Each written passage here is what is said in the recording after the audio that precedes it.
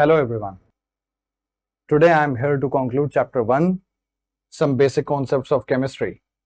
A chapter that we had started a few days ago from the point of view of covering not only class 11th, but also the related NEET and IIT scope. And today we are going to add the final topic in this chapter, and that is expressing the concentration or composition of a solution. So let's begin to learn how to express the concentration of a solution.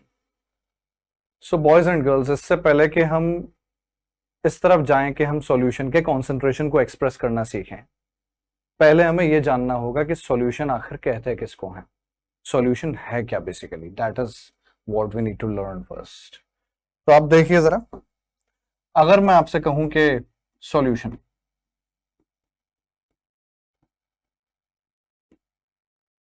One word में solution जो है वो एक mixture है. A solution is nothing but a mixture. और अगर हम थोड़ा डिटेल्ड, थोड़ा कॉम्प्रिहेंसिव हो जाएं इसमें, तो सॉल्यूशन बेसिकली एक होमोजीनियस मिक्सचर है.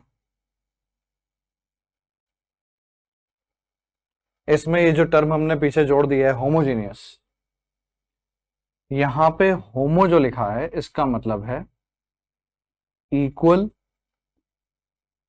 या फिर यूं कहिए कि यूनिफॉर्म.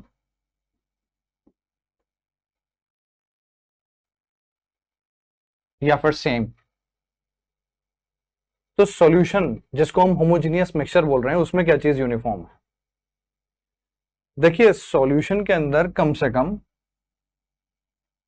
2 या फिर उससे ज्यादा कंपोनेंट्स होंगे, आइदर 2 और more components, minimum 2.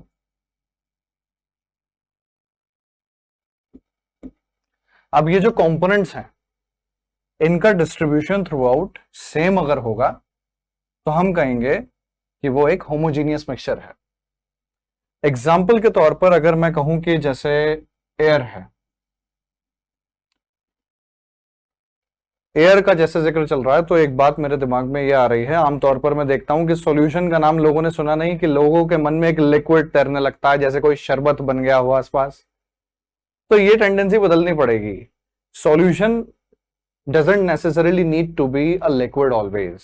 Solution solid भी हो सकता है, लिक्विड भी हो सकता है, गैस भी हो सकता है.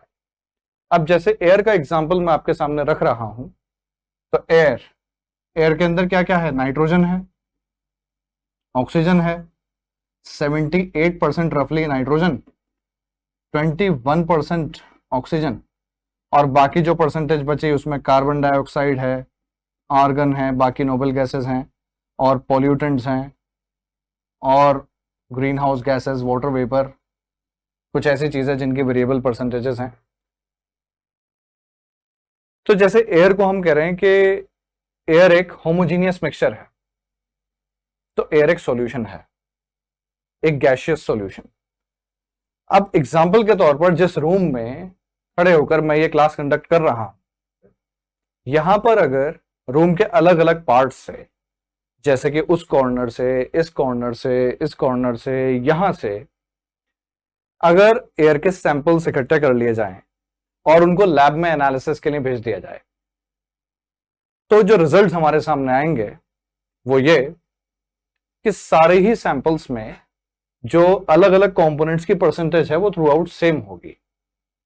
ऐसा नहीं होगा कि उस कॉर्नर में जो एयर है वहां पर नाइट्रोजन ज्यादा है, ऐसा नहीं होगा कि इधर कार्बन डाइऑक्साइड ज्यादा है, या इधर ऑक्सीजन ज्यादा है, या इधर वाटर वेपर ज्यादा मिले. थ्रू आउट कंपोजिशन हर एक सैंपल में हम पाएंगे कि बिल्कुल इक्वल मिलेगा. इसका मतलब जितने भी कंपोनेंट्स यहां मौजूद हैं वो थ्रू आउट बिल्कुल इक्वली डिस्ट्रीब्यूटेड हैं, सब तरफ equal distribution. Like I said कि सॉल्यूशन क्या है, सॉल्यूशन एक होमोजीनियस मिक्सचर है, और होमो का मतलब है इक्वल या फिर यूनिफॉर्म.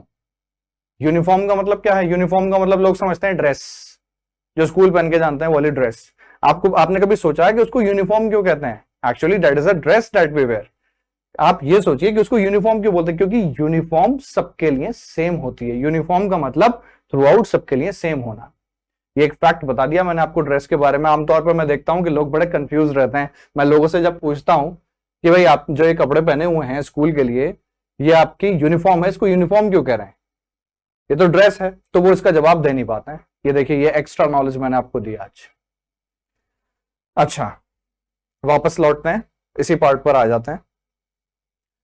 तो हम जान चुके हैं कि सॉल्यूशन एक होमोजीनियस मिक्सचर है। होमोजीनियस मिक्सचर होने का मतलब है कि थ्रू आउट कंपोजिशन जिसमें सेम हो। एक लिक्विड सॉल्यूशन है, हम इसको समझने की कोशिश करते हैं। मान लीजिए ये एक कंटेनर है, इसके अंदर ये कुछ वाटर है। वाटर इसलिए ले रहा हूं क्योंकि ज्यादातर सॉल्यूशंस में जो सॉल्वेंट का रोल प्ले करता है वो वाटर होता है। अब जब बात सॉल्वेंट की हो रही है तो सॉल्वेंट जनरली वो पार्ट होता है या वो कंपोनेंट होता है सॉल्यूशन का जो वॉल्यूम के रेस्पेक्ट में सबसे ज्यादा हो। जैसे कि एयर में अगर मैं कहूं कि 78% नाइट्रोजन है, तो बाय वॉल्यूम यहां पर नाइट्रोजन सबसे ज्यादा है, तो नाइट्रोजन इस सॉल्यूशन के अंदर सॉल्वेंट का काम करेगा, बाकी सारे कंपोनेंट्स इसके अंदर मौजूद सॉल्यूट हुए। जैसा कि मैंने आपको बताया था कि कम से कम 2 या 2 से ज्यादा 2 और मोर कंपोनेंट्स जरूरी हैं, तो उसमें से 1 कंपोनेंट जो लार्जर वॉल्यूम में है that becomes the solvent naturally, और जो दूसरा कंपोनेंट है जो कंपैरेटिवली लेसर है, ठीक है, वो बन जाएगा सॉल्यूट। सॉल्यूट एक से ज्यादा हो सकते हैं but solvent has got to be 1 always, ठीक है। अब जैसे वाटर है, तो वाटर अगर मैंने यहां सॉल्वेंट के रोल में लिया है, now let's add some solute to it. अगर मैं कहूं कि मैंने इसके अंदर कुछ शुगर ऐड कर दी, तो इनिशियली वो शुगर कहां, नीचे बेस पर जाकर सेटल हो जाएगी। शुरुआत में तो हमें लगेगा कि कुछ हुआ ही नहीं, लेकिन हम अगर इसको थोड़ा वक्त दें तो हम पाएंगे कि ये शुगर यहां से डिसअपियर होनी शुरू हो जाएगी। तो सवाल ये उठता है डिसअपियर होके गई कहां? एक्चुअली वो डिसअपियर होके यहां सॉल्यूशन में डिस्ट्रीब्यूट होने लगी थ्रू आउट। अगर हम इसको एक स्पून लेके या कोई स्टरर लेके अगर हम इसको स्टर कर देंगे, ये जो प्रोसेस है इसके डिसअपियर होने का, it is going to become faster. ठीक, मतलब ये और तेजी से डिसअपियर होना शुरू हो जाएगी और अल्टीमेटली हम देखेंगे कि जितनी भी शुगर है वो अब बेस से खत्म हो जाएगी बिल्कुल, और सारी की सारी शुगर जो है वो कहां, हमारे लिए तो डिसअपियर हो जाएगी। आप ऐसे देख के अंदाजा नहीं लगा सकते कि शुगर का डिस्ट्रीब्यूशन थ्रू आउट यूनिफॉर्म है या नहीं। आप इसमें से थोड़ा सा पार्ट लेके पी के देखिए, आप उसकी स्वीटनेस का अंदाजा लगा लीजिए। फिर आप एक दूसरे किसी कंटेनर में, दूसरे किसी ग्लास में उसको लेकर के पी के देखिए, आप स्वीटनेस वही पाएंगे जो पहले वाले सैंपल में ली थी। मान लीजिए मैं कहूं कि आपने इधर से एक ग्लास ले लिया, ठीक है, उसमें थोड़ा सा सोल्यूशन आ गया शुगर का जो आपने ये बना रखा। इधर आपने दूसरा ग्लास ले लिया, इसमें भी ये कुछ सॉल्यूशन आ गया। आप पहले इसको टेस्ट करिए, अगर आप इसको टेस्ट करेंगे तो आपको इसकी स्वीटनेस का अंदाजा हो जाएगा। ठीक, अब आप अगर इसमें से टेस्ट करके देखेंगे तो आप स्वीटनेस वही पाएंगे एग्जैक्टली जो आपने इधर पाई थी। ऐसा नहीं होगा कि ये ज्यादा स्वीट हो और वो कम स्वीट हो। अगर शुगर पूरी तरह डिसॉल्व हो गई है थ्रू आउट, तो इसका मतलब उसका डिस्ट्रीब्यूशन थ्रू आउट सेम है। आप चाहे यहां से ले लीजिए सॉल्यूशन, चाहे यहां से ले लीजिए, चाहे यहां से ले लीजिए, इसके अलग अलग पार्ट से, जैसे कि मैंने अभी एयर के बारे में बात की थी कि एयर में अलग अलग कंपोनेंट्स का डिस्ट्रीब्यूशन थ्रू आउट सेम है, बिल्कुल वैसे ही यहां पर जो सॉल्यूट है हमारा, जो कि इस वक्त शुगर है, शुगर यहां पर हमारा सॉल्यूट का रोल प्ले कर रहा है। तो थ्रू आउट आप देख रहे हो कि उसका डिस्ट्रीब्यूशन सेम है, तभी स्वीटनेस सेम लगेगी। आपको कोई ये डॉट थोड़े ही दिखाई देंगे सॉल्यूशन। आप किसी फिजिकल प्रॉपर्टी के बेसिस पर, जैसे टेस्ट के बेसिस पर, ये एनालाइज कर सकते हो अपने घर बैठे बैठे कि हाँ सॉल्यूशन जो है उसका कॉन्सेंट्रेशन थ्रू आउट सेम है कि नहीं। कई बार ऐसा होता है कि चाय लोग ऐड करते हैं, एक स्पून ऐड किया लेकिन उसको ठीक से डिसॉल्व नहीं किया, पता चला शुरुआत की कुछ सिप्स ली तो बड़ी फीकी लग रही है चाय, लेकिन हमने कंप्लेंट नहीं की, हम पीते चलेगा पीते चलेगा। एंड में हम रियलाइज करते हैं, जब इतनी सी चाय रह गई, हम एंड में रियलाइज करते हैं कि वो तो और ज्यादा स्वीट होती जा रही है, और ज्यादा स्वीट होती जा रही है। तो आखिर में जब चाय खत्म होने लगती है, हम देखते हैं कि वहां पर अनडिसॉल्व शुगर पड़ी थी। तो वो अनडिसॉल्व शुगर जो रह गई थी, अगर वो डिसॉल्व हो जाती तो स्वीटनेस थ्रू आउट सेम रहती। आप लोग सोचते होंगे मैं चाय का बड़ा जिक्र करता हूं, अभी अपने पिछले वीडियो में भी मैंने चाय का एक एग्जांपल लेकर लिमिटिंग रेजेंट को एक्सप्लेन किया था। अगर आप लिमिटिंग रेजेंट को लेकर जरा भी कंफ्यूज रहते हैं तो उस वीडियो को जरूर देखिएगा। इससे पिछले वीडियो है, लेक्चर नंबर 4 है इस चैप्टर का। तो ठीक है, फिर मुझे लगता है कि आप लोग सॉल्यूशन को लेकर अभी क्लियर हो गए हैं, लेकिन मैंने कहा 2 और मोर कंपोनेंट्स, तो अगर मान लीजिए हम इसमें शुगर के साथ साथ थोड़ा सा सॉल्ट भी ऐड कर दें अगर, तो सॉल्ट जाएगा इसमें और थ्रू आउट यूनिफॉर्मली वो भी डिस्ट्रीब्यूट हो जाएगा। लो, ये भी डिस्ट्रीब्यूट हो गया।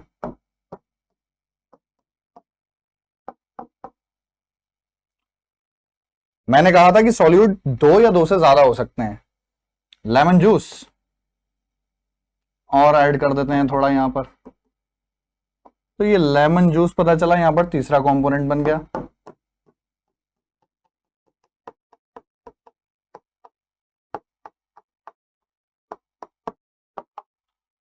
थोड़ा बर्फ और डाल देंगे तो शिकंजी बन जाएगी पूरी लैब में, वही पी लेंगे फिर। शिकंजी है क्या? सॉल्यूशन ही तो है होमोजीनियस। हाँ, बर्फ थोड़ा ऊपर रह जाता है उसमें, लेकिन बर्फ तो सिर्फ उसको ठंडा करने के लिए है। जो मेन कंपोनेंट्स हैं वो शुगर, सॉल्ट और लेमन जूस हैं। ठीक, okay. So boys and girls, अब जब आप जान चुके हैं कि सॉल्यूशन क्या है, तो अब हम ये जानने की कोशिश करेंगे कि सॉल्यूशन के कॉन्सेंट्रेशन को हम एक्सप्रेस करें, कैसे करें।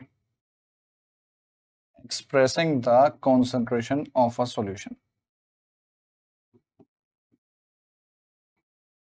expressing the concentration of a solution। देखिए, सबसे पहले हमें यह जानना होगा कि जब हम ये कहते हैं कि कॉन्सेंट्रेशन या फिर कंपोजिशन ऑफ अ सॉल्यूशन, तो हमारा मतलब क्या है, हम कहना क्या चाहते हैं।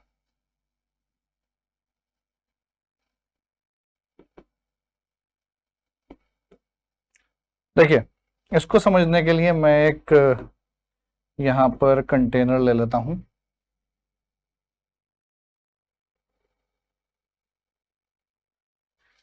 और इसमें एक सॉल्यूशन ले लेता हूं, कोई भी रैंडम।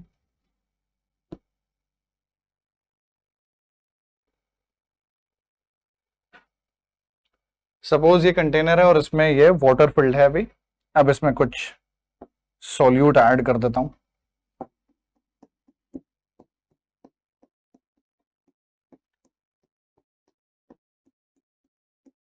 आप देख रहे हो कि सॉल्यूट का कुछ ना कुछ अमाउंट इसके अंदर है।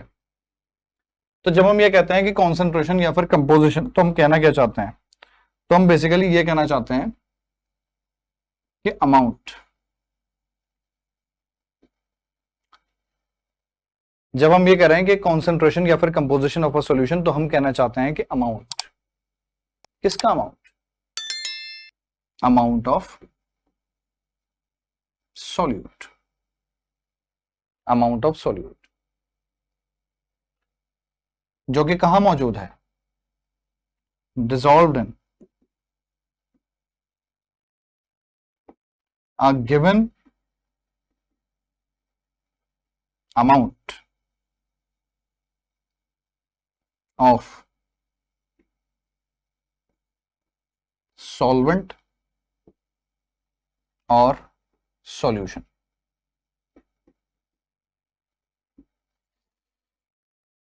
बेसिकली कॉन्सेंट्रेशन या फिर कंपोजिशन क्या है? अमाउंट है। किसका अमाउंट? सॉल्यूट का अमाउंट, जो कि सॉल्यूशन के या सॉल्वेंट के गिवन अमाउंट में डिसॉल्व है। तो इसको एक्सप्रेस करने के कई तरीके हैं।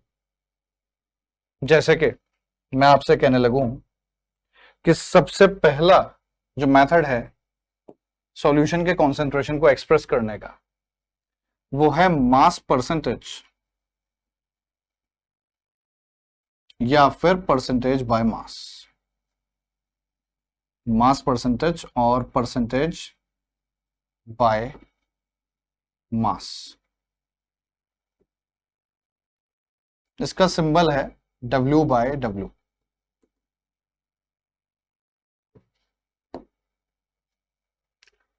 देखिए, परसेंटेज एक ऐसी क्वांटिटी है जो कि आप काफी छोटी क्लासेस से मैथमेटिक्स में करते आ रहे हैं और निकालना जानते हैं अच्छी तरह। बट द थिंग इज कि परसेंट का मीनिंग क्या है। परसेंट, जब हम ये बोलते हैं कि परसेंट, तो हम उस वक्त कहना क्या चाहते हैं भाई, परसेंट, सेंट का मतलब है 100, तो परसेंट का मतलब हुआ पर 100। तो इस पॉइंट ऑफ व्यू से अगर हम सॉल्यूशन पर ये टर्म अप्लाई करें तो क्या मतलब निकल के आएगा,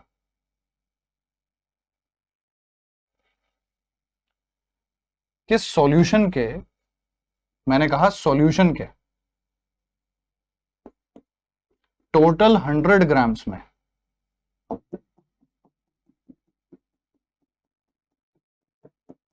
सॉल्यूट के कितने ग्राम्स मौजूद हैं, मतलब मास परसेंटेज क्या है। आप कह सकते हो कि यह है मास ऑफ सॉल्यूट इन ग्राम्स। ये जरूरी नहीं है कि हम मास हमेशा ग्राम्स में ही लें, हम किसी भी यूनिट में ले सकते हैं, लेकिन एक जनरलाइजेशन ये है कि ग्राम्स में मास लें, क्योंकि आमतौर पर जितनी क्वांटिटी से हम डील करते हैं सॉल्यूट की या सॉल्वेंट की, सॉल्यूशन की, उसका मास ग्राम्स में ही होता है। ठीक है, तो इस पॉइंट ऑफ व्यू से यहां पर ग्राम्स को एक स्टैंडर्ड यूनिट मान के मास का, यहां पर हम मास परसेंटेज को समझने की कोशिश कर रहे हैं। तो मास of solute in grams dissolved पर 100 grams of solution. Mass of solute in grams dissolved per 100 grams of the solution. कि सॉल्यूशन के 100 ग्राम में सॉल्यूट का कितना मास है या सॉल्यूट के कितने ग्राम्स है। ठीक, अब एग्जांपल के तौर पर मैं कह दूं आपसे कि यहां पर सॉल्यूशन के 100 ग्राम के अंदर सॉल्यूट जो ऐड किया गया था that was 5 grams.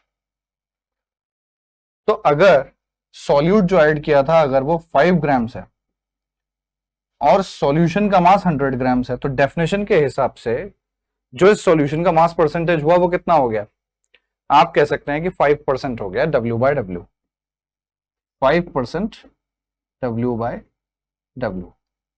What does that mean, W/W signifies कि ये मास परसेंटेज कैलकुलेट हो रही है।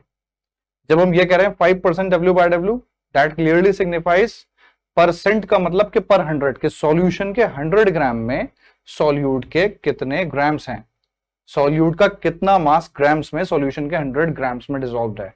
तो अगर ये कहा जाए कि इस सॉल्यूशन का जो मास परसेंटेज है वो 5% W/W है, what does that mean, that clearly means कि 5 ग्राम सॉल्यूट is present in या is dissolved in 100 grams solution।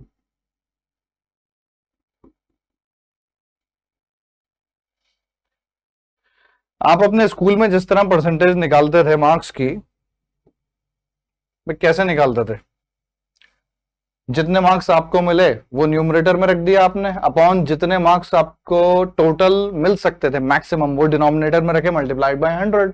आप परसेंटेज ऐसे ही तो निकालते हो, बिल्कुल वैसे ही यहां पर निकलेगी। तो एक फॉर्मूले के फॉर्म में भी हम इसको फ्रेम कर सकते हैं। कुछ सिंबल्स को समझना बहुत जरूरी है।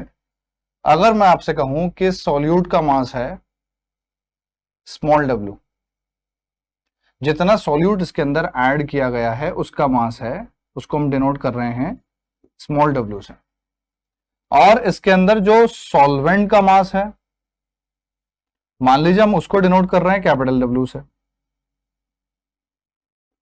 तो दोनों मिला के क्या होगा, ये सॉल्वेंट प्लस सॉल्यूट दोनों मिला के क्या हो जाएंगे, हम कह सकते हैं कि capital W plus small w, ये मिलाकर किसका मास हो गया, क्या बन जाता है, सॉल्वेंट और सॉल्यूट जब ऐड होंगे तो क्या बन जाएगा, सॉल्यूशन। तो जब हमें मास परसेंटेज कैलकुलेट करनी है, मास परसेंटेज के लिए हम ये सिंबल यूज कर सकते हैं। तो हम कहेंगे कि मास ऑफ सॉल्यूट इन ग्राम्स को तो हमने रखा न्यूमरेटर में, और total mass of the solution ये हमने रख दिया कहां, डिनोमिनेटर में, मल्टीप्लाइड बाय 100, और इससे निकल के आ जाएगा आपका मास परसेंटेज। एक इंपॉर्टेंट टर्म जो इसी से रिलेटेड है और वो है पार्ट्स पर मिलियन, बस उसमें छोटा सा डिफरेंस आता है। लेकिन काफी इंपॉर्टेंट है from competitional point of view, parts per million, ppm. देखिए ये मास परसेंटेज से काफी ज्यादा मिलता जुलता है। मैं आपको अभी क्लियर कंट्रास्ट दिखाता हूं इनका। आप कह सकते हो कि it is described as the parts by mass of a solute dissolved in 1 million. 1 million में कितने आते हैं? 0, 6 जीरो आते हैं। तो हम कह सकते हैं कि 10 to the power 6 parts by mass of a solute dissolved in 1 million parts by mass of the solution। यहां पर इस डिस्क्रिप्शन में हम यूनिट को लेकर स्पेसिफिक नहीं है कि ग्राम्स में ही लिखा हो। मैंने आपसे पहले भी कहा था कि यूनिट ग्राम ही होगा, ये हमेशा जरूरी नहीं है। तो पार्ट्स पर मिलियन की डेफिनेशन में यहां पर कैसे करके बोला गया है इसको, parts by mass of a solute dissolved in 1 million parts by mass of a solution. अब जो भी यूनिट हो इसका वो हम खुद लगा लेंगे, ठीक है। मास परसेंटेज से किस तरह कंट्रास्ट में है ये देखिए,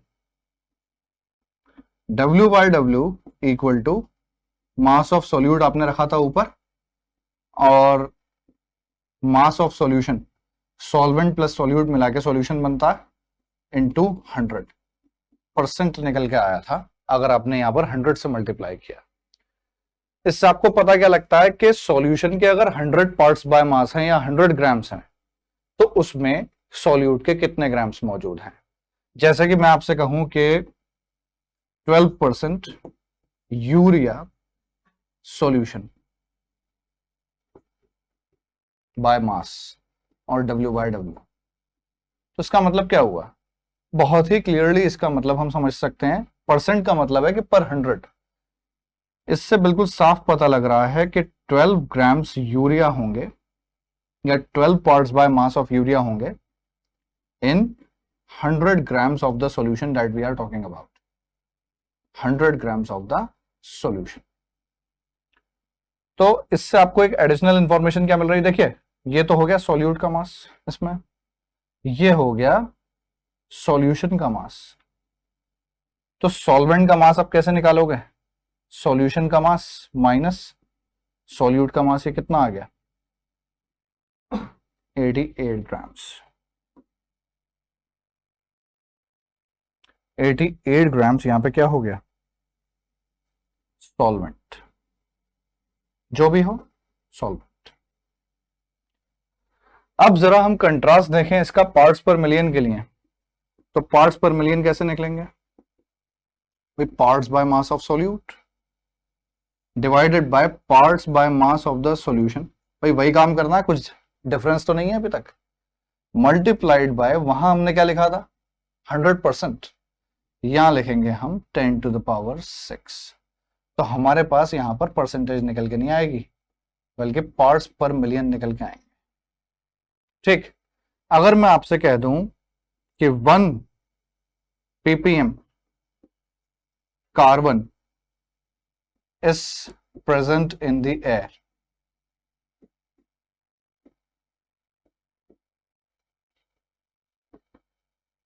in the form of smoke and ashes। अब जैसे पॉल्यूटेड सिटीज होते हैं वहां पर एटमॉस्फेयर में कार्बन के पार्टिकल, सस्पेंडेड पार्टिकुलेट मैटर जिसे हम बोलते हैं, स्मोक और एशेस की फॉर्म में प्रेजेंट रहते हैं, ठीक है। तो उसको मेजर करने का एक तरीका यह है कि पार्ट्स पर मिलियन में उनका कॉन्सेंट्रेशन एक्सप्रेस किया जाए। तो 1 पार्ट पर million carbon is present in the form of smoke and ashes. Suppose ये किसी पॉल्यूटेड सिटी का हाल है, तो इसका मतलब क्या निकल के आ रहा कि अगर एयर का total mass 10 to the power 6 grams है, 10 to the power 6 grams air है, तो उसमें कार्बन कितना है? सिर्फ 1 ग्राम कार्बन है। 1 gram carbon in 10 to the power 6 grams of air. ये मैं फिर बता दूं आपको कि यूनिट फिक्स्ड नहीं है कि ग्राम्स हो, कुछ भी हो सकता है। बस याद रखें कि सॉल्यूट का आपने मास जिस यूनिट में एक्सप्रेस कर रखा है उसी यूनिट में आपको सॉल्यूशन मतलब एयर का यहां पर आपको मास एक्सप्रेस करना होगा। ठीक है, तो यहां पर आप देख रहे हो कि 1 gram carbon in 10 to the power 6 grams of air. तो मतलब यहां पर आपको इंफॉर्मेशन जो मिलती है वो पर 100 ग्राम मिलती है सॉल्यूशन के 100 ग्राम में। यहाँ पे एयर एक सॉल्यूशन के रूल में ही तो है, तो यहां पर जो आपको इंफॉर्मेशन मिलती है वो सॉल्यूशन के 10 to the power 6 पार्ट्स में मिलती है।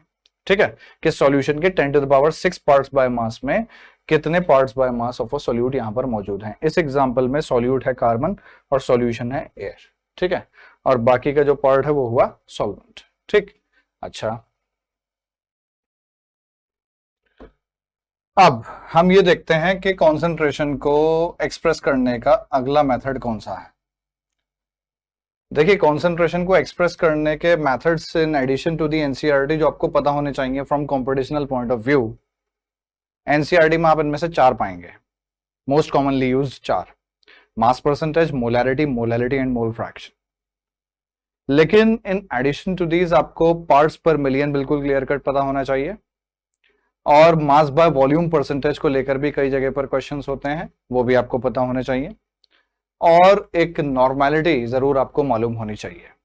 तो चलिए फिर देखते हैं बिट बाय बिट। अभी हमने 2 कर लिए, इसमें हमने कर लिया मास परसेंटेज या फिर परसेंटेज बाय मास, और एक उसी से रिलेटेड पार्ट्स पर मिलियन, और अब एक और उसी से रिलेटेड हम यहां पर मेथड सीखेंगे मास by volume percentage. Mass by volume percentage जिसको हम W बाय V लिख करके सिंबलाइज करेंगे। अच्छा, ये जो सिंबल है W बाय V, या अभी पार्ट्स पर मिलियन या मास परसेंटेज जैसे मैंने आपको पढ़ाया था उसमें आया था W बाय W। ये आपने कभी हाउस होल्ड ऑब्जेक्ट्स पर देखा है? कभी आप पढ़ते हैं चीजों को? जैसे मान लीजिए कोई आई ड्रॉप आई घर पर, तो आप अगर आई ड्रॉप के कंपोजिशन को देखेंगे तो आप वहां पर इन जैसे सिंबल्स को जरूर देखेंगे। एग्जाम्पल के तौर पर मेरे पास एक विक्स इनहेलर मौजूद है और मैं देखता हूं कि इस पर क्या कॉन्सेंट्रेशन मेंशन्ड है। जी हाँ बॉयज एंड गर्ल्स, देखिए जैसा कि मैं बात कर रहा हूं, यहां पर लिखा है पुदीना का फूल 41.54% W बाय W। अभी मैंने आपको मास परसेंटेज के बारे में बताया था, ये तो यहां लिखा है पुदीना का फूल 41.54% W बाय W। क्या मतलब हुआ इस बात का कि जो भी पुदीना का फूल का जो भी एक्सट्रैक्ट इसके अंदर है, सॉल्यूशन का टोटल मास अगर 100 ग्राम्स है तो उसमें से 41.54 ग्राम्स जो है वो पुदीना फूल का एक्सट्रैक्ट है। ठीक, अच्छा एक कंपोनेंट और देखते हैं इसमें, ये winter green, oil of winter green होता है, एक ऑर्गेनिक कंपाउंड है, विंटर ग्रीन तेल मेंशन्ड है यहां पर, 12.27% W बाय W लिखा है। What does that mean? मतलब सॉल्यूशन के 100 ग्राम में, अगर सॉल्यूशन जो भी इसके अंदर सॉल्यूशन है 100 ग्राम में 12.27 grams oil of winter green है। तो ये ऐसे कुछ टर्म्स हैं जो कि नॉर्मल लाइफ में आपके सामने आते हैं, but you keep on ignoring them and you are bound to ignore them. क्यों? क्योंकि आप जानते ही नहीं थे कि ये एक्सप्रेस क्या कर रहे हैं। अब आप क्या करिएगा, सबसे पहले ये लेक्चर देखने के बाद में उठ के घर में आई ड्रॉप तलाशिएगा, टूथपेस्ट को देखिएगा, या फिर विक्स इनहेलर या इस तरह के और भी कोई सॉल्यूशंस आपको अपने आसपास मिले, जरा एक्सप्लोर कीजिएगा और अपनी ये न्यूली एक्वायर्ड नॉलेज वहां पर अप्लाई जरूर कीजिएगा। तो चलिए देखते हैं फिर मास बाय वॉल्यूम परसेंटेज किस तरह डिफरेंट है मास परसेंटेज से। देखिए बहुत ही क्लियर है ये वाली बात। ये भी क्या है? Amount of solute in grams. मैंने आपसे कहा था कुछ देर पहले कि जिन सॉल्यूशन से हम अपने आसपास डील करते हैं वो ज्यादातर ग्राम्स में होते हैं, तो ग्राम्स होना कोई ऑब्लिगेशन नहीं है, but we use it as a generalization. तो amount of solute in grams dissolved per, like I said, percent means per 100. So amount of solute in grams dissolved per 100 ml of the solution. How have the things changed? आपने notice किया कि यहाँ पे solute के तो मास की बात हो रही है, ग्राम्स में एक्सप्रेस हो रहा है, लेकिन आप देख रहे हो कि यहां पर सॉल्यूशन की जो बात हो रही है वो वॉल्यूम की बात हो रही है, सॉल्यूट के मास की और सॉल्यूशन की वॉल्यूम की। ग्राम्स का जो कोरेस्पॉन्डिंग यूनिट है वॉल्यूम में वो जनरली ml होता है, ठीक है। तो एक जनरलाइजेशन के तौर पर यहाँ ml लिया गया, कोई फिक्स नहीं है, ठीक है। जो भी यूनिट हो वॉल्यूम का वो यहां लेंगे। तो amount of solute in grams dissolved in 100 ml of the solution. तो हम अब इन सिंबल्स का भी मतलब निकाल सकते हैं कि यहां पर पहला वाला जो सिंबल है वो सॉल्यूट पर एप्लीकेबल है और बाद वाला जो है वो सॉल्यूशन पर एप्लीकेबल है। आपने देखा था कि W/W था तो उसमें सॉल्यूट के भी मास की बात हो रही थी और आपने देखा था कि उसमें सॉल्यूशन के भी मास की ही बात हो रही थी, दोनों के मास की बात हो रही थी। अब मास बाय वॉल्यूम परसेंटेज है, आप देख रहे हो कि सॉल्यूट के तो मास की बात हो रही है ग्राम्स में, लेकिन आप देख रहे हो कि सॉल्यूशन की वॉल्यूम की बात हो रही है। तो ये सिंबल्स अपने आप में काफी रिफ्लेक्टिव हैं, ये डिनोट कर रहे हैं कि क्या इंफॉर्मेशन ये आपको कन्वे कर रहे हैं। एक एग्जांपल ले लेते हैं जल्दी से। अगर मैं आपसे कहूं कि आपके पास, मैं कहूं सपोज 15% H2SO4 W/V, ये लिखा है आपके पास, एक सॉल्यूशन है सल्फ्यूरिक एसिड का और इसके बारे में इंफॉर्मेशन आपके पास ये है 15% W/V H2SO4। तो ये क्या इंफॉर्मेशन कन्वे कर रहा है? बहुत ही क्लियर और इजी वे में इसको समझा जा सकता है कि 15 grams H2SO4 dissolved in, since it is a percentage, 100 ml of the solution, ठीक। कभी इसको निकालना हो तो निकालेंगे इसी एक्सप्रेशन से कि मास ऑफ सॉल्यूट ऊपर ग्राम्स में, वॉल्यूम ऑफ सॉल्यूशन अगर मास ग्राम्स में होता है तो वॉल्यूम जैसा कि मैंने कहा था जनरली ml में होती है, ठीक है। Volume of the solution in ml नीचे मल्टीप्लाइड बाय 100, तो यहां पर ये परसेंटेज निकल के आ जाएगी आपके पास, mass by volume percent of the solution. लेकिन आप ये एक्सपेक्ट ना करें कि इतने डायरेक्ट क्वेश्चन आपके सामने आएंगे कि मतलब बताइए। आपके सामने क्वेश्चन ऐसे आएंगे कि आपको कुछ दे रखा होगा और निकालना कुछ और है। एग्जाम्पल के तौर पर अगर मैं आपसे कहूं कि आपको मास परसेंटेज दे रखा होगा किसी सॉल्यूशन का और आपसे कह दिया जाएगा कि आप अब मोलैरिटी निकाल के दिखाओ, मास परसेंटेज दिया या मास बाय वॉल्यूम परसेंटेज दिया, मतलब इंफॉर्मेशन कुछ देके, इन्हीं में से कोई इंफॉर्मेशन देके आपसे ये पूछा जाएगा कि बताओ ये क्वांटिटी क्या है। जैसे मास परसेंटेज देके मोलैरिटी पूछ लेना या मोलैरिटी पूछ लेना, ठीक है। तो अब हम चलते हैं अगले मेथड की तरफ। इसके बारे में इतना ही जान लेना काफी है, ठीक है। और आप देख रहे हैं कि पीछे जो मैंने मेथड्स बताए उनसे काफी रिलेटेड भी है। अब चल रहे हैं हम अगले मेथड की तरफ, to express the concentration of solution, and that will be the most common one. Solutions के कॉन्सेंट्रेशन को एक्सप्रेस करने का सबसे कॉमन जो मेथड है वो है मोलैरिटी, और बहुत इजी है, बहुत इजी। देखिए, इसको ऐसे समझना होगा कि मान लीजिए आपके पास एक कंटेनर में सपोज 1 लीटर वाटर है अभी आपके पास, और आप इसमें मान लीजिए 58.5 ग्राम सोडियम क्लोराइड आप इसमें ऐड कर दो। तो जब 58.5 ग्राम सोडियम क्लोराइड इसमें जाएगा तो ऑब्वियसली क्या बन जाएगा, ये उसका सॉल्यूशन बन गया। तो सोडियम क्लोराइड के जो पार्टिकल्स हैं, जो आयंस बनेंगे, सोडियम आयंस और क्लोराइड आयंस, वो 1 लीटर वाटर में इंटरमोलिकुलर स्पेसेस में एडजस्ट हो जाएंगे। तो वॉल्यूम में तो कोई चेंज नहीं आएगा। वॉल्यूम कितनी रहेगी सॉल्यूशन की? 1 लीटर। तो ये 1 लीटर जो इनिशियली वाटर था, now it has become the volume of the solution. और इस सॉल्यूशन के अंदर आप देख रहे हो कि आपके पास 58.5 ग्राम सोडियम क्लोराइड है। तो हम हाथों हाथ यहां पर एक एक्स्ट्रा मेथड और सीख रहे हैं। हमें बिल्कुल साफ साफ दिखाई दे रहा है, हम कह सकते हैं कि 58.5 ग्राम पर लीटर स्ट्रेंथ है। ग्राम पर लीटर जब बोलते हैं तो हम एक टर्म प्रैक्टिकल केमिस्ट्री में यूज करते हैं, क्या? Strength of the solution. Strength का मतलब भी कॉन्सेंट्रेशन या फिर कंपोजिशन ही है। तो कॉन्सेंट्रेशन को एक्सप्रेस करने का एक और मेथड आपने इनडायरेक्टली यहां पर सीख लिया है, क्या? कि ग्राम पर लीटर। ग्राम पर लीटर कि कितने ग्राम सॉल्यूट प्रेजेंट है पर लीटर ऑफ द सॉल्यूशन। अब ये देखते हैं कि हम इसको मोल पर लीटर में या फिर मोलैरिटी में कैसे कन्वर्ट करते हैं। अगर मैं आपसे कहूं कि आपने 58.5 ग्राम सोडियम क्लोराइड यहां पर ऐड किया, तो आपने पीछे मोल कॉन्सेप्ट पीछे के लेक्चर्स में डेफिनेटली देखा होगा कि हम मास को मोल्स में कन्वर्ट कर सकते हैं। और ये हम कैसे करते हैं? एक शॉर्टकट मेथड मैंने वहां पर आपको बताया था कि गिवन मास इन ग्राम्स को आप अगर सब्सटेंस के मोलर मास से डिवाइड कर दोगे तो आपको क्या मिल जाएंगे? नंबर ऑफ मोल्स मिल जाएंगे। तो n इक्वल टू 58.5। अब सोडियम क्लोराइड का मोलर मास और देख लें जरा भाई, मास जो यहां पर डिसॉल्व किया गया है वो 58.5 ग्राम्स है। तो हम जरा एक काम ये कर लें कि सोडियम क्लोराइड का मोलर मास अगर निकालें, ये तो ये समझ लीजिए चैप्टर की शुरुआत से ही कई बार आपके सामने आ चुका है, 23 प्लस 35.5 दिस इज 5, तो ये हो गया 58.5। तो 58.5 ग्राम ही हमने इसमें डिसॉल्व किया और इसका मोलर मास भी 58.5 अगर है, तो कैन वी नॉट से कि यहां पर सोडियम क्लोराइड का 1 मोल है।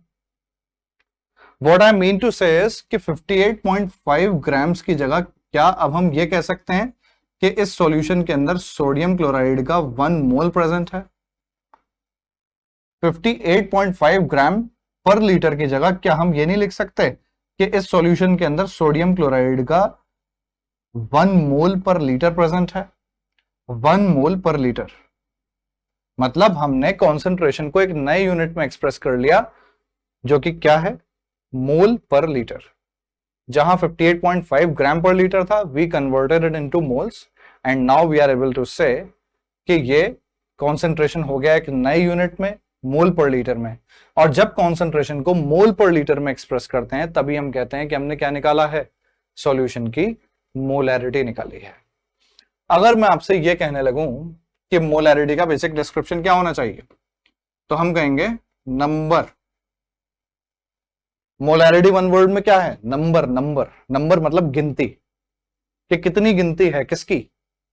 Number of moles of solute dissolved per litre of a solution at a particular temperature mention करना यहां पर जरूरी होगा। पर्टिकुलर टेम्परेचर इसलिए मेंशन करना है क्योंकि अगर टेम्परेचर बदलेगा तो मोलैरिटी बदलेगी। क्यों बदलेगी ये मैं अभी दिखाऊंगा आपको। तो ये हो गई मोलैरिटी की definition, number of moles of solute dissolved per litre of a solution at a particular temperature. के सॉल्यूट के कितने मोल्स हैं, कितने गिनती में कितने मोल्स हैं सॉल्यूशन के 1 लीटर में डिसॉल्व्ड।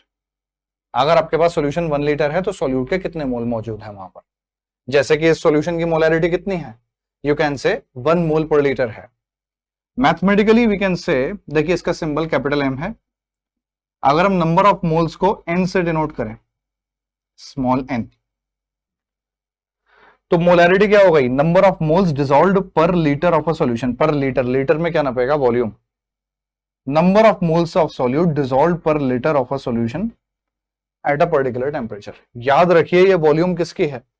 ये वॉल्यूम है सॉल्वेंट की। सॉल्वेंट की? जी नहीं, ये वॉल्यूम है सॉल्यूशन की।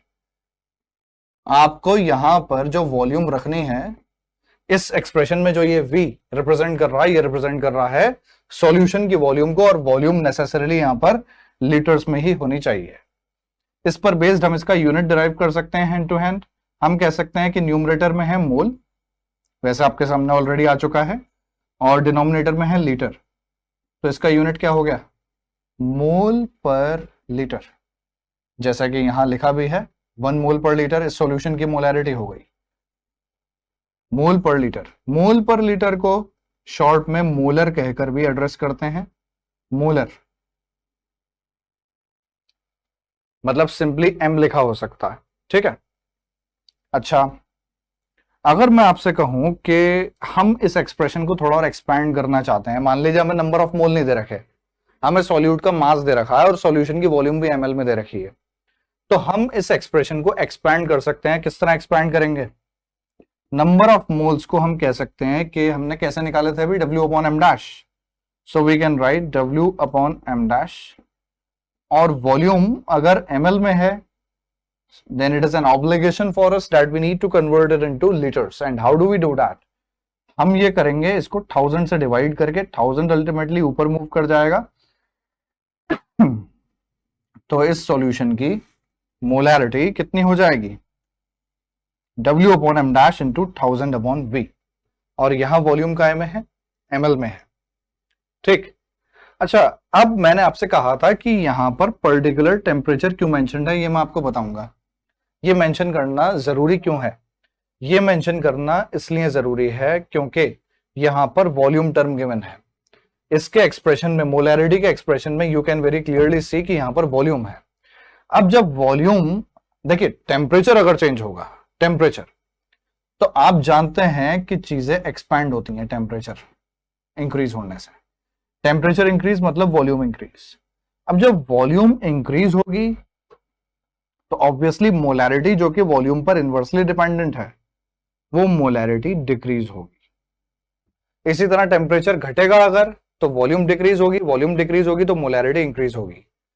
मतलब वो सॉल्यूशन जो सपोज 1.5 मोल पर लीटर है 25 डिग्री सेल्सियस पर, अगर आप टेम्परेचर बढ़ा देंगे तो वॉल्यूम बढ़ जाएगी, वॉल्यूम बढ़ेगी तो अब उस सॉल्यूशन की मोलैरिटी जो है वो घट जाएगी। वो अब 1.5 मोल पर लीटर नहीं रहेगी, बल्कि 1.5 मोल पर लीटर से कम हो जाएगी थोड़ा, ठीक है। तो इसलिए जब हम मोलैरिटी को कोट करें तो हम याद रखें कि eight a particular temperature mention करना एब्सोल्युटली नेसेसरी रहेगा। एक बात और मैं यहां पर जो मेंशन करना चाहूंगा वो ये कि मोलैरिटी के अगर अलग अलग कहूंगा कि अलग अलग फॉर्म्स अगर आपके सामने आ जाएं, जैसे कि कोई आपसे कहने लगे कि semi molar solution of KOH, तो इसका मतलब क्या हुआ? सेमी मतलब हाफ, तो हम क्या कह सकते हैं कि 0.5 molar solution of KOH। Technically क्या मतलब निकल के आ रहा है? ये कैपिटल M क्या रिप्रेजेंट कर रहा है? It is representing mole per litre. ये शो कर रहा है कि मोलैरिटी दे रखी है, तो in place of M can we write mole per litre. तो 0.5 मोल per litre solution of KOH। तो ये मोल पर लीटर में क्या निकल के आ गया? मोलैरिटी। बिल्कुल साफ साफ पता लग रहा है कि एक ऐसे सॉल्यूशन की बात हो रही है जिस सॉल्यूशन की टोटल वॉल्यूम कितनी है? 1 लीटर, और उसमें KOH as a solute dissolved है, और KOH का अगर मोल्स के मामले में अमाउंट देखा जाए तो कितने मोल्स यहां पर मौजूद हैं KOH के? यहां पर बिल्कुल साफ साफ दिखाई दे रहा है कि KOH यहां पर 0.5 मोल्स है, 0.5 मोल्स ऑफ KOH, ठीक। अच्छा, अभी मैंने बोला सेमी मोलर, तो कैन वी से कि सेमी मोलर का मतलब है m/2। m/2 मतलब 0.5 m। 0.5 m का मतलब बिल्कुल साफ है 0.5 मोल पर लीटर। अगर मैं आपसे कहूं कि सेंटीमोलर या डेसीमोलर से शुरुआत करते हैं और छोटा यूनिट है डेसीमोलर सॉल्यूशन, तो डेसीमोलर का मतलब हुआ m/10, मतलब 0.10 मोलर। मैं आपसे कहने लगूं कि सेंटीमोलर है, तो सेंटीमोलर सॉल्यूशन का मतलब हुआ m/100, मतलब 0.01 मोलैरिटी हो गई ऐसे सॉल्यूशन की। अगर मैं आपसे कहने लगूं कि बायमोलर, मतलब बाय मतलब 2, तो 2m, 2 हो गई ऐसे सॉल्यूशन की मोलैरिटी, मतलब 2 मोल्स डिसॉल्व हैं सॉल्यूशन के 1 लीटर में। अगर मैं आपसे कहने लगूं कि सिंपली मोलर सॉल्यूशन दे रखा है, मोलर सॉल्यूशन, तो मोलर सॉल्यूशन का मतलब यह हुआ कि मोलैरिटी है 1 मोल पर लीटर। जैसे कि मान लीजिए किसी क्वेश्चन में लिखा है कि molar solution of urea, molar solution of urea, what does that mean? देखिए मोलर सॉल्यूशन मतलब मोलैरिटी कितनी है 1m, मतलब ये निकल के आया कि 1 मोल पर लीटर यूरिया सॉल्यूशन कहीं पर है, मतलब बिल्कुल साफ हो गया कि 1 मोल यूरिया प्रेजेंट है, डिसॉल्व है 1 लीटर सॉल्यूशन में। ठीक, तो इन बातों को सबको आपको कंसिडर करते हुए आगे बढ़ना होगा। Now moving ahead to the next part, the next method through which we can express the concentration of a solution, and that will be normality.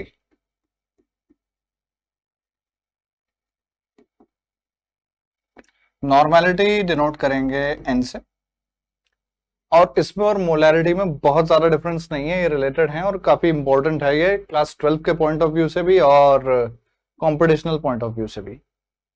देखिए नॉर्मेलिटी बेसिकली क्या है, मैंने जैसा कि कहा कि मोलैरिटी से बहुत ज्यादा डिफरेंट नहीं है। नंबर ऑफ, देखिए मोलैरिटी में क्या था, number of moles of solute dissolve per litre of a solution at a particular temperature. Normality है number of gram equivalents, number of gram equivalents of a solute dissolved per liter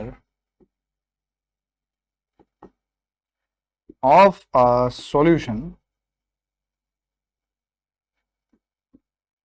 at a particular temperature। ये mention करना यहां पर भी जरूरी है और उसी रीजन से जो मैंने पीछे भी आपको मोलैरिटी में बताया था।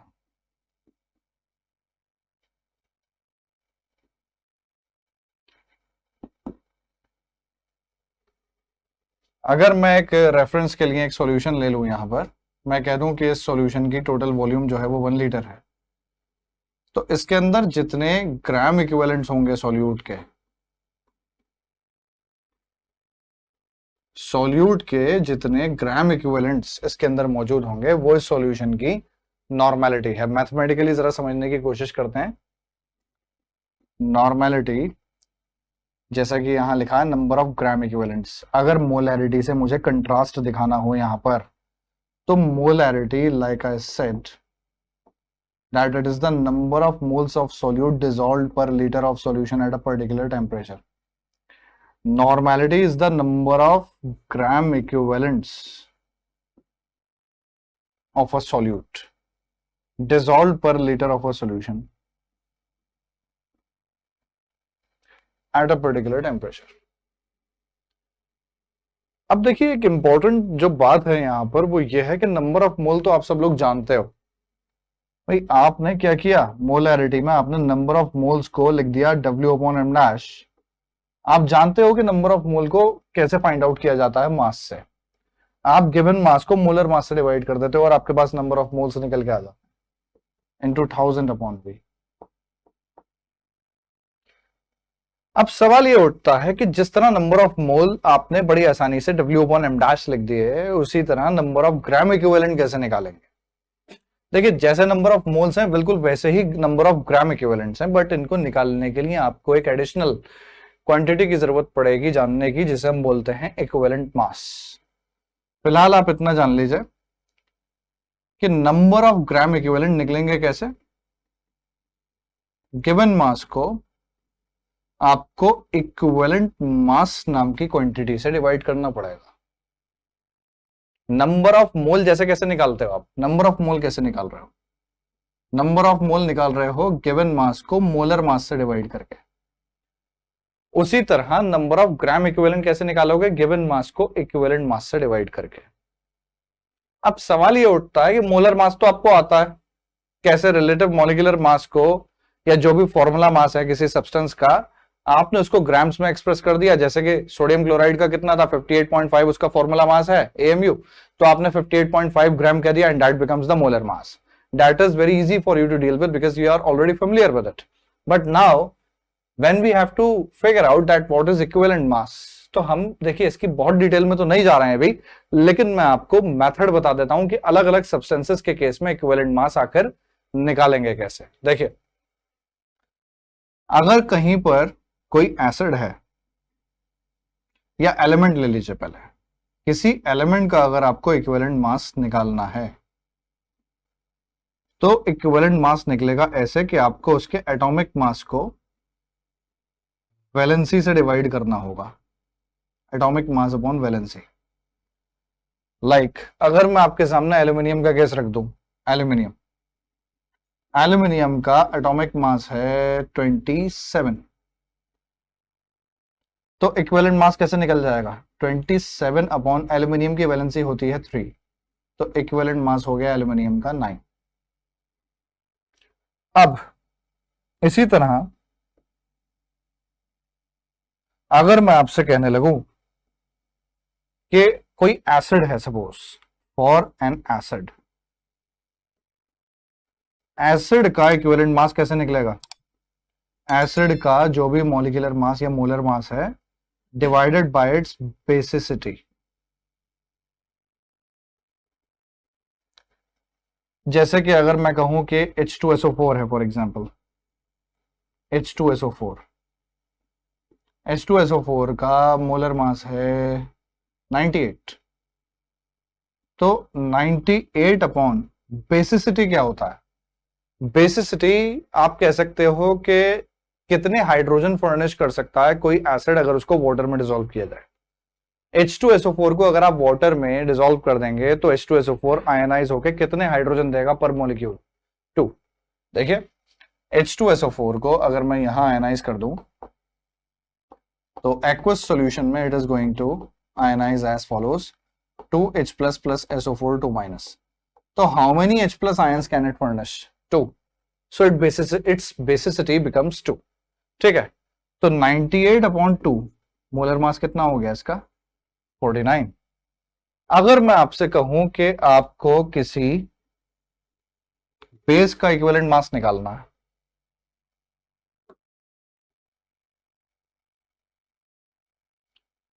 फॉर अ बेस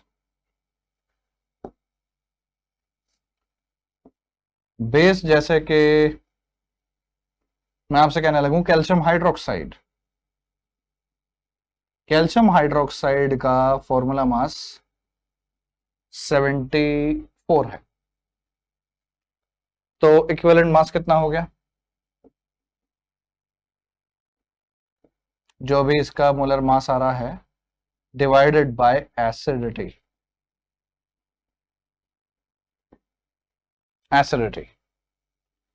अब जैसे एसिड की बेसिसिटी थी, आपने देखा था अभी H2SO4 को जब आयनाइज किया तो कितने हाइड्रोजन आयन फर्निश हुए, दैट इज द बेसिसिटी. उसी तरह बेस की एसिडिटी का मतलब क्या हुआ, एक एल्कली की बेसिकली एसिडिटी क्या हुई, number of hydroxyl ions that one unit of the alkali can furnish when it is dissolved in water. जिस तरह H2SO4 इस तरह आयनाइज हुआ है कि 2H प्लस दिए, उसी तरह कैल्शियम हाइड्रोक्साइड अगर मैं कहूं कि कैसे आयनाइज हो रहा है, तो CaOH का होल ट्वाइस जब आप इसे पानी में डालोगे तो it can furnish how many, it can furnish 2 hydroxyl ions. तो इसकी एसिडिटी कितनी हो गई, इसकी एसिडिटी हो गई है 2. तो हम कह सकते हैं कि 74 अपॉन 2 मतलब 37 हो गया इक्विवेलेंट मास किसका, एक बेस का CaOH होल ट्वाइस का. अगर किसी सॉल्ट का कभी इक्विवेलेंट मास निकालना है, सॉल्ट का, तो सॉल्ट का इक्विवेलेंट मास कैसे निकलेगा, for some salt like formula mass, salt एक आयनिक कंपाउंड है तो आप उसके लिए फॉर्मूला मास टर्म यूज कर सकते हैं upon total charge on the cationic part, total charge on the cationic, cationic मतलब पॉजिटिवली चार्ज जो पार्ट है सॉल्ट का, कैटायनिक पार्ट। एग्जाम्पल के तौर पर हम यहां ले सकते हैं सोडियम सल्फेट। सोडियम सल्फेट का फॉर्मूला मास 142 है, तो इक्विवेलेंट मास क्या हो जाएगा 142 अपॉन कैटायनिक पार्ट इसका है सोडियम। सोडियम के एक आयन पर +1 चार्ज होता है। टोटल चार्ज कितना हो गया, 2 सोडियम आयन्स हैं, टोटल चार्ज हो गया +2, तो इक्विवेलेंट मास हो गया 71। मैंने एग्जांपल्स के साथ आपको ये बता दिया है कि अलग अलग सब्सटेंसेस के केस में, एलिमेंट्स के या फिर एसिड्स के केस में या बेस के केस में या सॉल्ट के केस में किस तरह आप इक्विवेलेंट मास फिगर आउट करेंगे।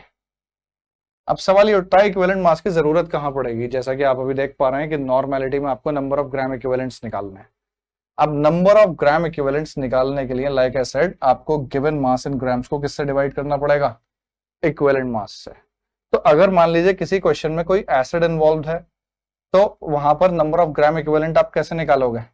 Number of gram equivalent acid के केस में आप उसके मास इन ग्राम्स को इक्विवेलेंट मास से डिवाइड करोगे। जरा यहां पर इसको एक्सपांड कर लेता हूं मैं ताकि थोड़ा क्लियर रहे मामला।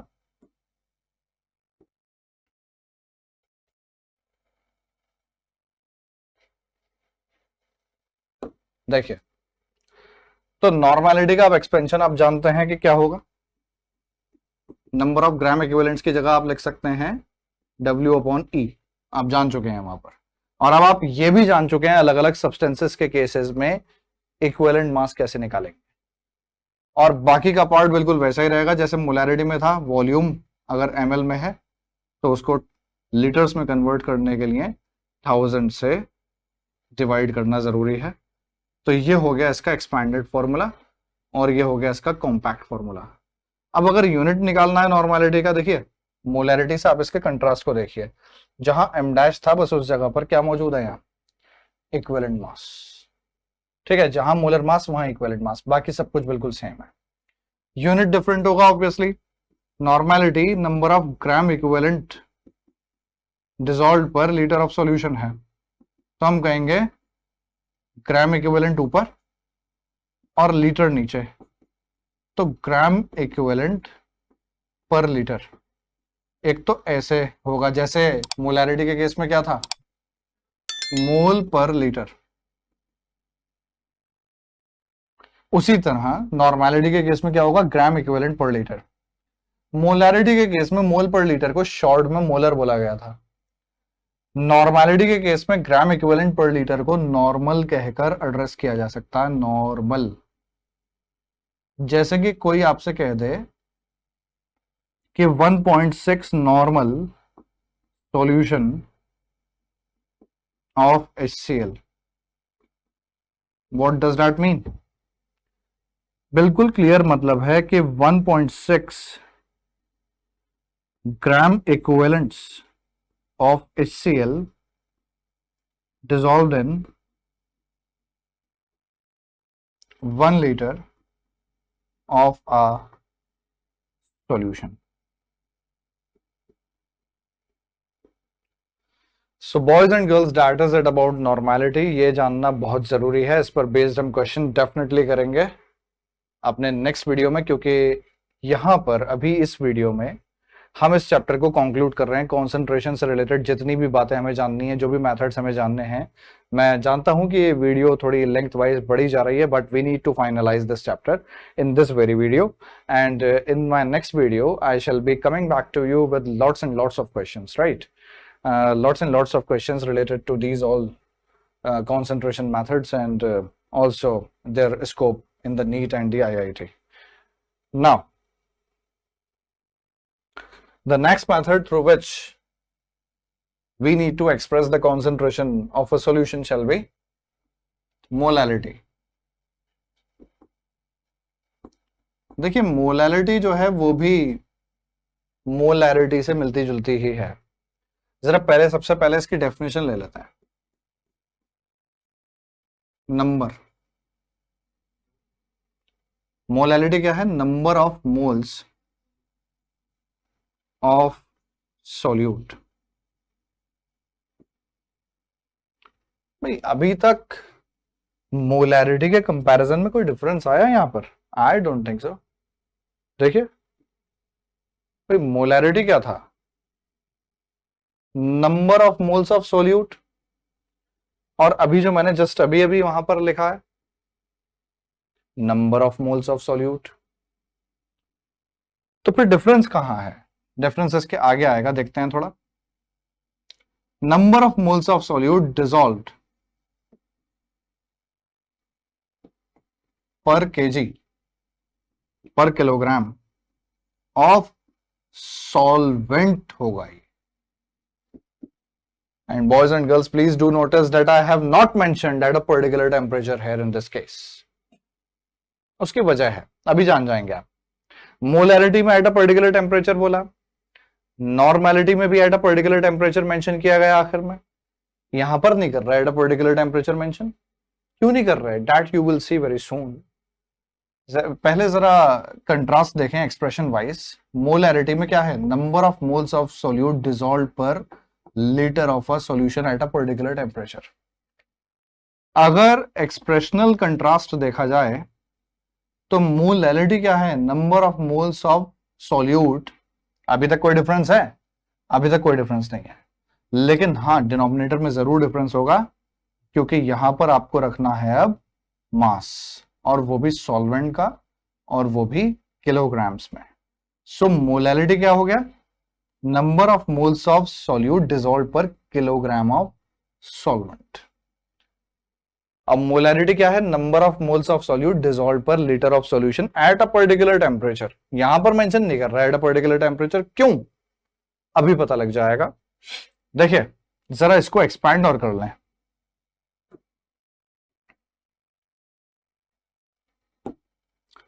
एक्सपैंड करने के लिए नंबर ऑफ मोल्स की जगह आप जानते हैं कि आप W अपॉन एम डैश लिख सकते हो into 1000 upon capital W।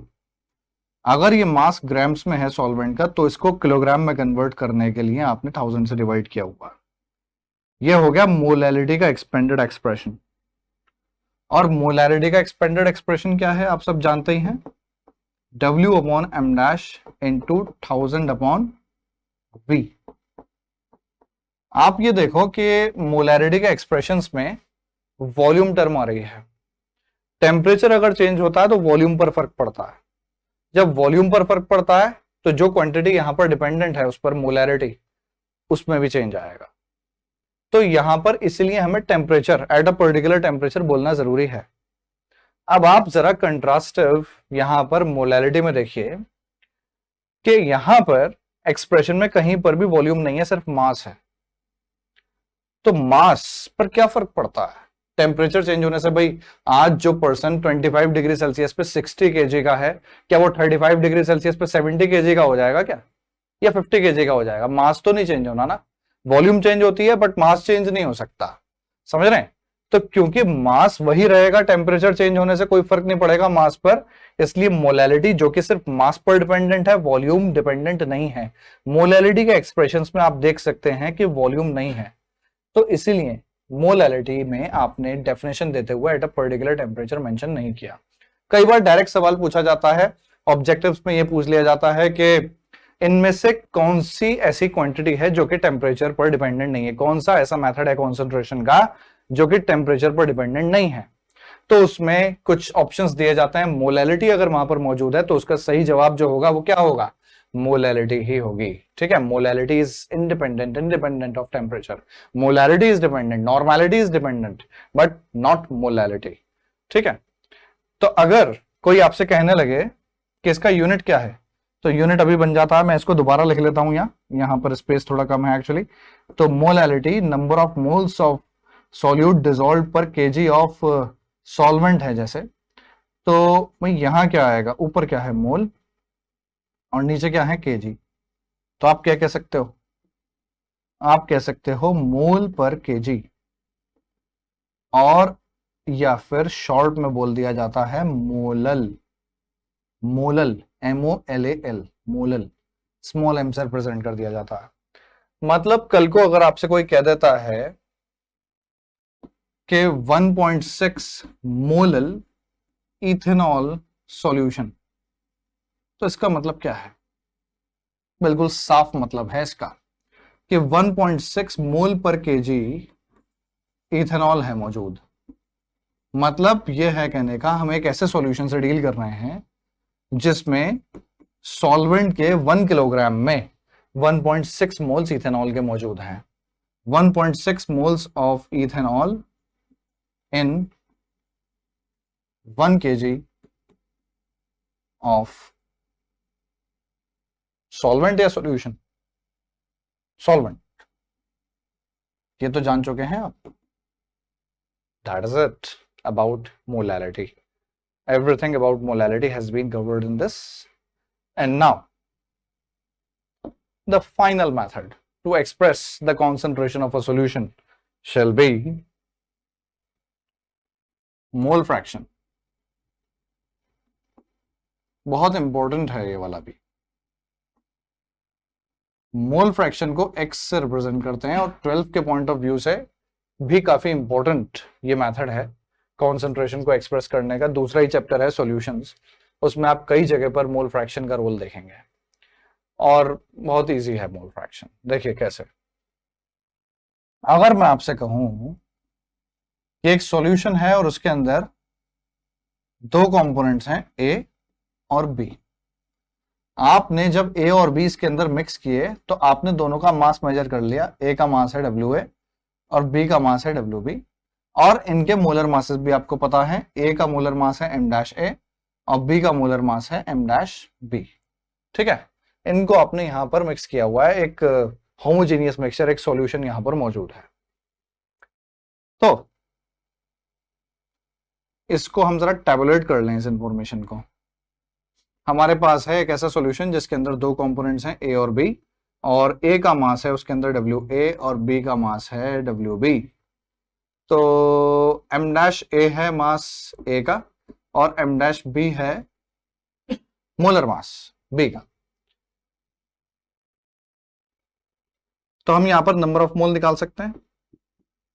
Number of mole कैसे निकलते हैं? गिवन मास को मोलर मास से डिवाइड करके।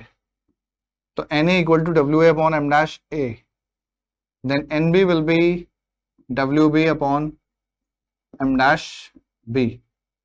तो मोल फ्रैक्शन ऑफ ए कैसे निकलेगा? अब वक्त है कि हम पहले जान लें कि इसकी डेफिनेशन क्या है। जरा डेफिनेशन में यहां लिख देता हूं। मोल फ्रैक्शन हमेशा पर्टिकुलर कंपोनेंट का निकलता है। जैसे यहां पर दो कंपोनेंट्स मौजूद हैं, दो से ज्यादा भी हो सकते हैं। मोल फ्रैक्शन जो टर्म है ये कैलकुलेट जो होती है ये हमेशा किसी एक पर्टिकुलर कंपोनेंट को लेकर होती है with respect to the entire solution. अभी समझ जाएंगे आप। मोल फ्रैक्शन को ऐसे डिस्क्राइब करिए किसी पर्टिकुलर कंपोनेंट को पकड़ के। मोल fraction of a particular component in a solution। See, हमने किसी कंपोनेंट को कह दिया कि पर्टिकुलर कंपोनेंट, जैसे मान लो ए को कह दिया, तो mole fraction of a particular component in a solution is defined as the ratio है। ये रेशियो, अगर कोई कहे कि वन वर्ड में क्या है, ratio, ratio of number of moles of that component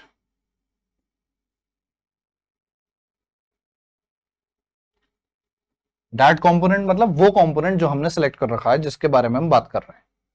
ratio of number of moles of that component to the total number of moles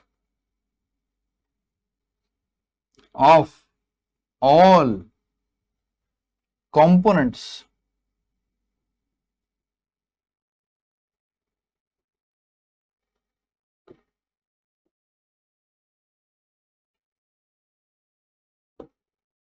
in the solution.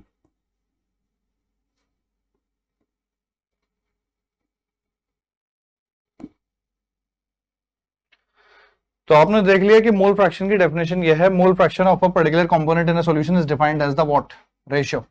किसका रेशियो? जिस कंपोनेंट का मोल फ्रैक्शन निकाल रहे हो उसके मोल रखो न्यूमरेटर में, और टोटल नंबर ऑफ मोल्स, सारे के सारे कंपोनेंट जितने भी मौजूद हैं उनके टोटल नंबर ऑफ मोल्स रखो डिनोमिनेटर में। तो आपको उस कंपोनेंट का मोल फ्रैक्शन मिल जाएगा जिसको आपने सिलेक्ट किया हुआ है। ठीक है, जैसे कि हमने ए को सिलेक्ट किया हुआ था, तो ए का मोल फ्रैक्शन क्या हो जाएगा? मोल फ्रैक्शन को लाइक आई सेड कि हम कैसे रिप्रेजेंट करते हैं, मोल फ्रैक्शन को हम एक्स से रिप्रेजेंट करते हैं। तो ए का मोल फ्रैक्शन क्या हो गया? तो एक्स से इक्वल टू एन ए हो गए ए के moles. Total number of moles of all components कैसे निकलेंगे? N A plus N B. इसी तरह बी का मोल फ्रैक्शन क्या हो जाएगा?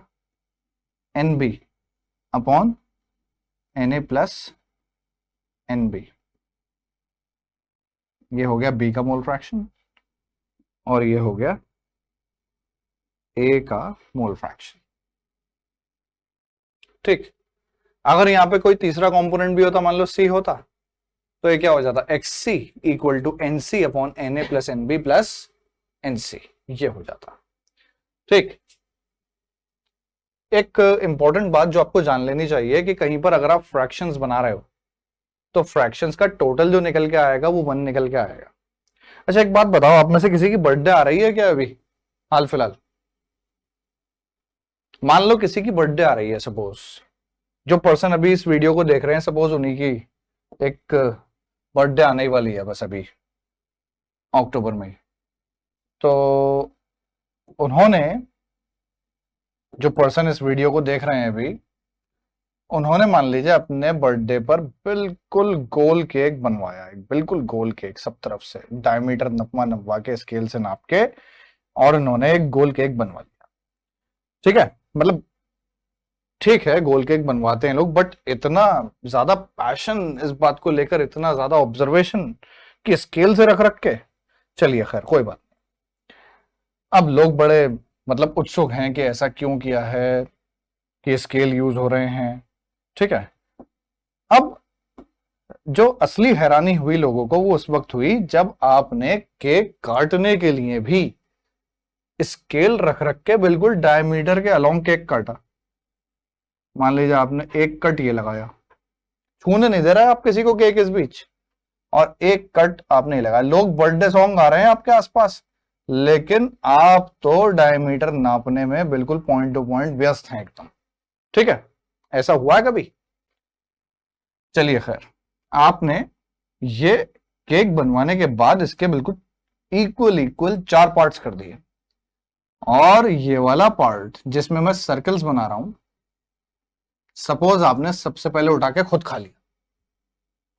अब खुद आप अगर इस केक को खा लेंगे, इसका मतलब एक फ्रैक्शन ये बन गया कि सेल्फ ईटन कितना हो गया? 4 पार्ट्स में से 1 पार्ट आपने खुद खा लिया, और ये वाला पार्ट जिसमें मैं लाइंस बना रहा हूं, ये पार्ट आपने गेस्ट के लिए छोड़ दिया, लेफ्ट फॉर द गेस्ट। अब गेस्ट बड़े हैरान है कि भाई कैसे पर्सन है ये, मतलब गेस्ट को लोग जो है आगे रखते हैं, इन्होंने जो है हमारे लिए इतना सा केक छोड़ दिया। चलिए कोई बात नहीं, पता नहीं क्या चल रहा है आपके दिमाग में, वो ये सोच रहे हैं गेस्ट, लेकिन आप तो मोल फ्रैक्शन सीख रहे हैं इस दौरान। आप जिस वक्त केक कट रहे हैं आप तो मोल फ्रैक्शन के बारे में सोच रहे हैं, अब गेस्ट को तो ये नहीं पता। अब ये वाला पार्ट जो है, ये वाला जिसमें मैं स्क्वायर्स बना रहा हूं रफ, ये आपने उठा के सीधे फ्रिज में रख दिया कि बाद में खाऊंगा। तो kept in the fridge to be consumed later। कितने? 4 में से 2 पार्ट्स हो गए। तो आपने अपने केक के 3 फ्रैक्शन बना लिए, self eaten, left for the guests and kept in the fridge. अब टोटल देखते हैं कितना हो गया सारे फ्रैक्शंस का, 1/4 प्लस 1/4 प्लस 2/4, तो कितना हो गया 4/4, मतलब कितना आया टोटल 1। मतलब आपने जो भी इसके अंदर फ्रैक्शंस बनाए अपने केक के अंदर अपने बर्थडे पर, उन सारे फ्रैक्शंस का टोटल कितना निकल के आया 1। ठीक उसी तरह boys and girls, mole fraction के बारे में भी आपका ख्याल बिल्कुल यही होना चाहिए। अगर यहां पर दो कंपोनेंट्स हैं तो दो कंपोनेंट्स के अगर मोल फ्रैक्शंस बने हैं तो फ्रैक्शंस का टोटल निकल के कितना आएगा 1 आएगा। देखिए मतलब हम कह सकते हैं कि XA plus XB equal to 1। अगर 3 कंपोनेंट होते हैं जैसे C भी मौजूद है तो XA plus XB plus XC total कितना आएगा 1। कितने ही फ्रैक्शंस बन जाएं सबका टोटल कितना होगा 1 होगा। Okay then boys and girls, that marks the end of today's video and also the end of today's discussion, the end of this chapter, some basic concepts of chemistry. Every topic has been duly covered and only some questions, you need some practice with the questions which I will ensure that you do in the very next video. Till then, stay tuned and please do subscribe to our channel, the NEET IIT Adda. Thanks, that's it.